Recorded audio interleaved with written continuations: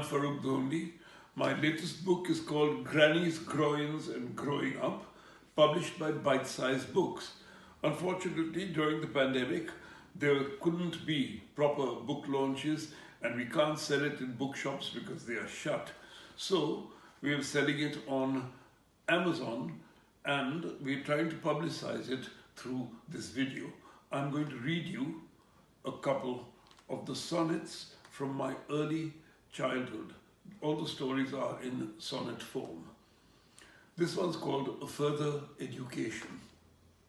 Mamawaji said, "Now you've done with school, stay home and learn to cook and clean and sew." Those were the last things Mum wanted to know, as they would lead to marriage to some fool by arrangement in meetings of the clans to compare their prospects and horoscopes, and Mum wanted a different life. Her hopes were all to do with academic plans. But Granddad was adamant. Girls don't go to college, they become childbearing wives. Then Ma would argue, using famous lives of well-known Parsi women. Even so, my grandpa's word was in that household law, which they without question had to endure. Mum graduated from a Parsi school endowed by Parsis with an English head called Miss Amory, whose insistence led to defiance of my grandfather's rule. Miss Amory came riding, coach and horses, to the middle-class Parsi neighborhood to persuade my granddad that degree courses in history or law or English would enhance his daughter's prospects for a good match to an educated, well-born boy, though she really believed women should stand on their own feet. This was just a ploy. Miss Amory's visit was indiscreet. No white woman had stepped into our street. The best crockery was brought out for tea. A cake was sent for from the bakery, and Grandma changed into her best sari, all in obeisance to Miss Amory. My granddad immediately changed his tune. Of course, he'd give his sincere consent. It was high time our Parsi children went to college. Of course, it wasn't too soon. By the time Miss Amory left our house, the neighbors had stepped out of doors to see a ladies' coach on our street. Did arouse wonder and jealous curiosity. And now, my granddad had to keep his word. Keeping a bright girl at home was absurd. Miss Amory had pulled off the self-same trick on the family of my mother's friend, and both girls' fathers were obliged to stick to their word. They promised that they would send Shireen and money to Wadya College, a violation of orthodox text. Some said, this is the thin end of the wedge. Girls mixing with strange boys, whatever next. They weren't the first Parsi girls to enroll. That distinction belonged to Jeru Dastur, the daughter of a rich family who was struck by scandal when Jaru stole away with a Muslim boy.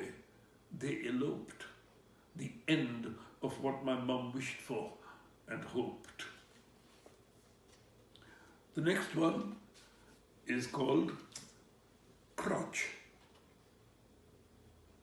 Buy Nixoderm from your chemist today, began the ad on Radio Ceylon, for several years the only station on which adverts were allowed.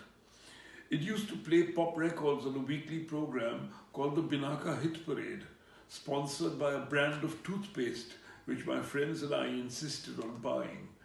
We were enthralled by the hits program and by its DJ, one Hamid Sayani, a pioneer who introduced us 50 weeks a year to the American pop of the day.